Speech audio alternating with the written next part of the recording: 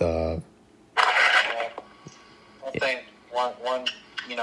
fun fact: Mickie James actually came in as the new women's champion 2 weeks prior, I believe, in London. Yeah.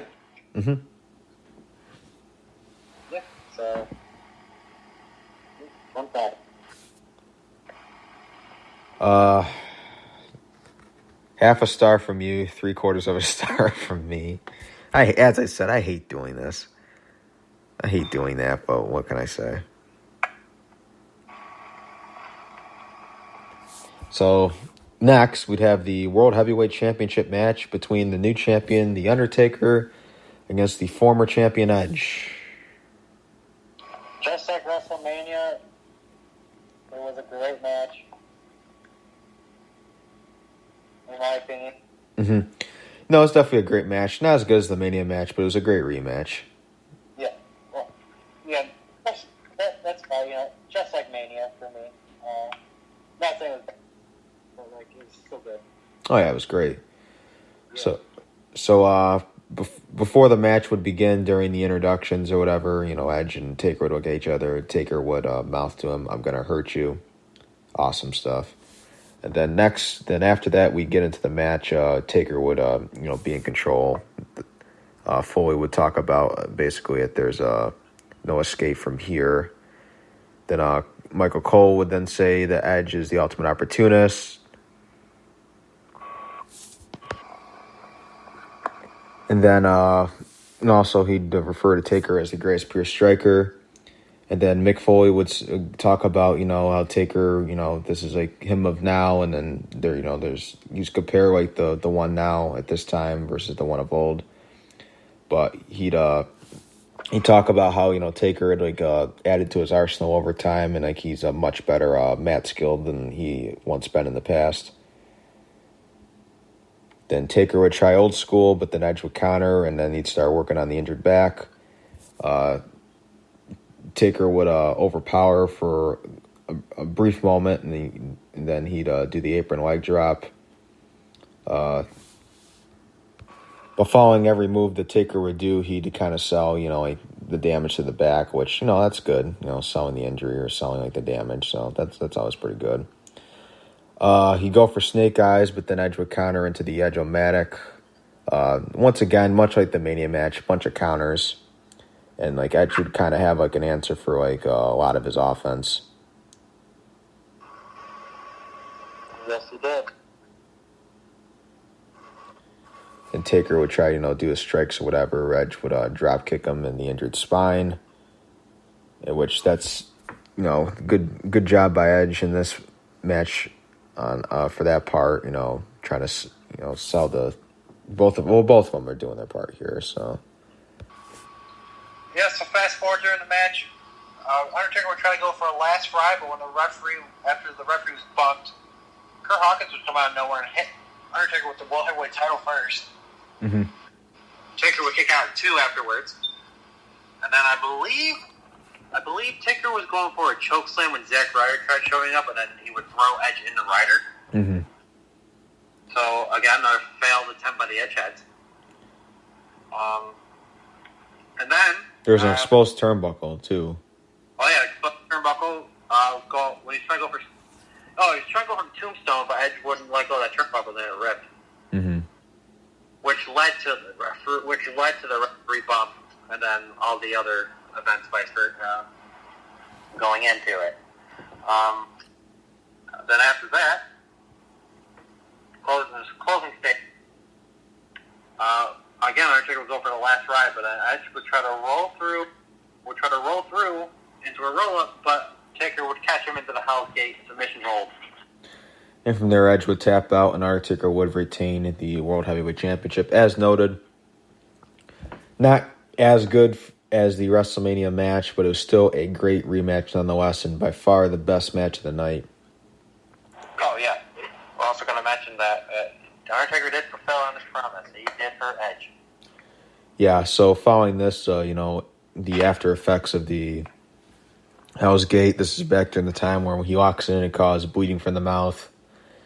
and yeah, a whole bunch of other damage, I guess. So he'd be stretchered off as he had just this blood covering like his mouth and like his, part of his face.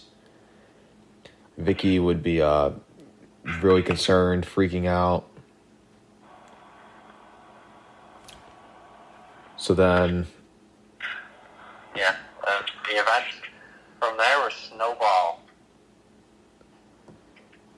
yeah, and we'll get into like the aftermath and stuff after the show. But then I guess we'd be backstage once again, cutting it real close here. But I guess it was Orton's time to see JBL.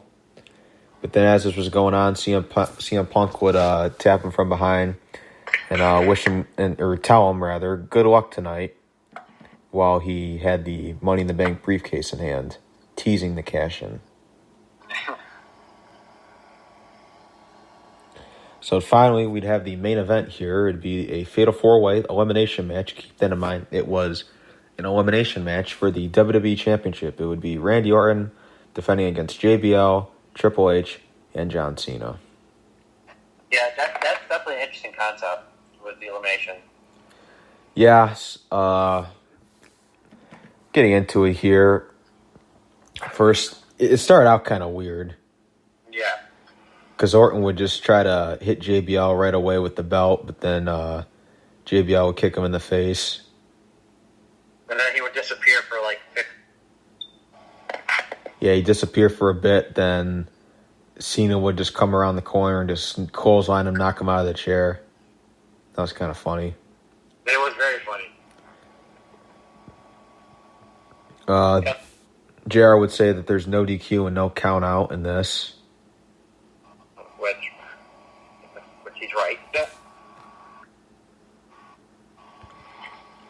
JBL and Orton, I guess, at one point would have a bit of an alliance. It wouldn't last forever, but I guess when you got the two heels and the two faces, I guess that's how it just goes sometimes. So then later, Cena would have Orton placed in the STFU, and then it looked like JBL was going to come in and then break it up. Then all of a sudden, I guess he opted not to. Then he'd tell Orton to tap. So they're no longer getting along.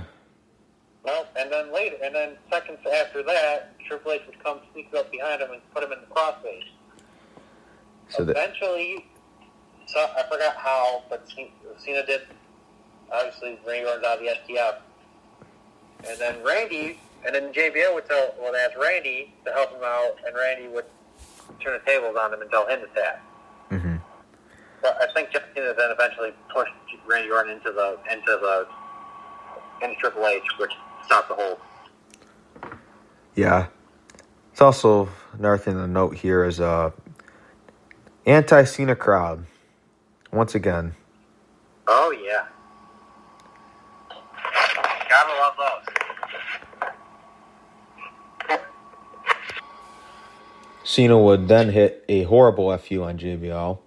Then Triple H would try to get involved, but Cena would send him over the top to the outside. Cena would then make JBL submit to the STFU, making him the first elimination. Then immediately following, Orton would punt Cena in the head, and Orton would pin Cena for the second elimination. So Randy was right about one thing. John Cena's going to leave disappointed. Uh-huh. Also, may remind you that John Cena won that poll that everyone thought he was going to win. Yeah, which, well, if it's a popularity contest, I mean, granted, he gets the mixed reactions and whatnot, but he is still, like, the biggest star, so he's always going to win. But both times he was voted to win.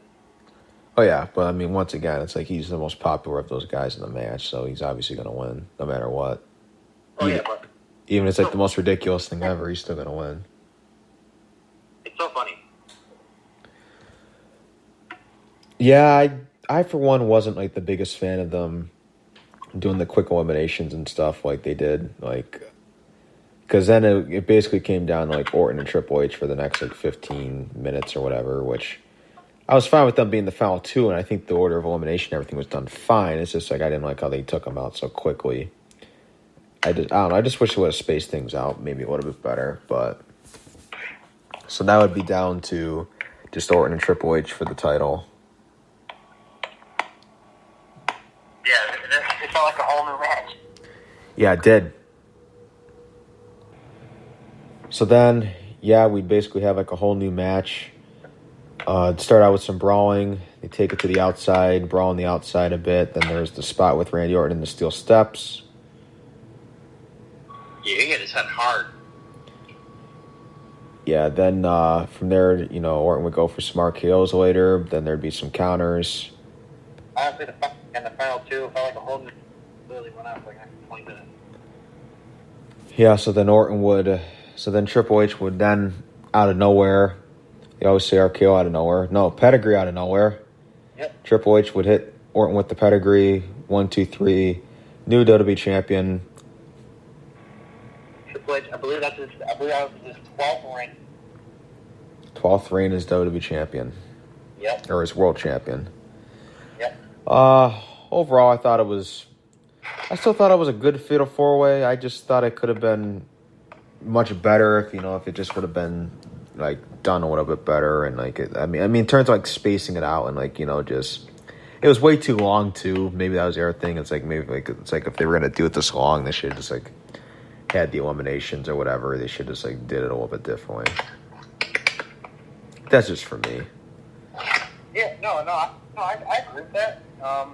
It was just it was honestly funny how like they got rid of JBL and Cena super quick, and then just the main focus was Triple H and Randy Orton, not Cena and JBL.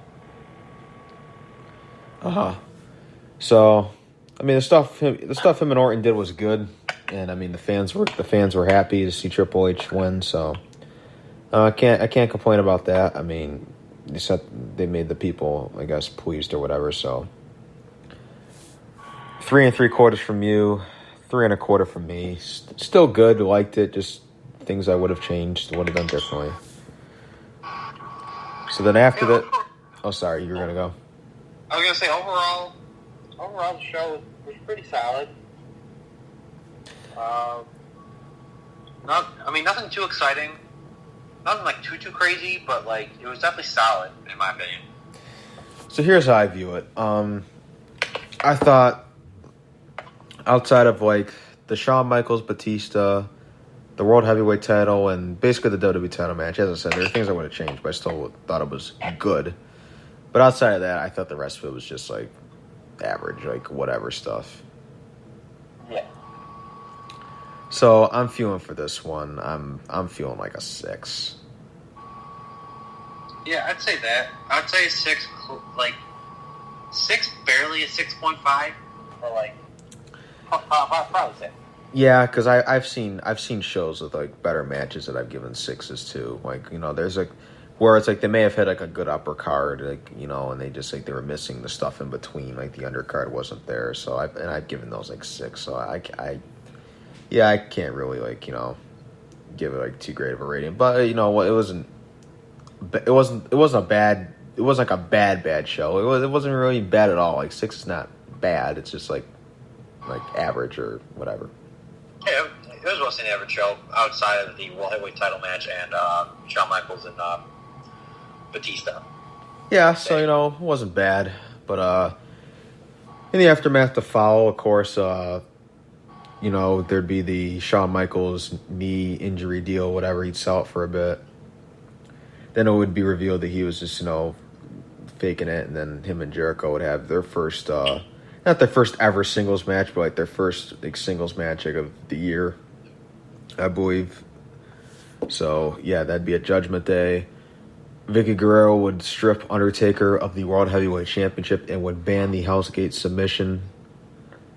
So then they would have a match to crown the World Heavyweight Champion at Judgment Day. JBL and Cena would reignite their feud from a few years prior, and then they'd battle for a few more times this year. Things would just pick up where they left off, and then Triple H Orton, they'd have a main event feud for the WWE title, and then of course they do that for the longest time, but this is just the 2008 part of it. So yeah, this was WWE Backlash 2008. Hope you guys will like this one. Guess we're going to go ahead real quick and talk about next week's show. It's going to be something different, something we haven't done a lot on this show. Of course, we've done Impact Wrestling pay-per-view reviews. We did that Monday night, the Forgotten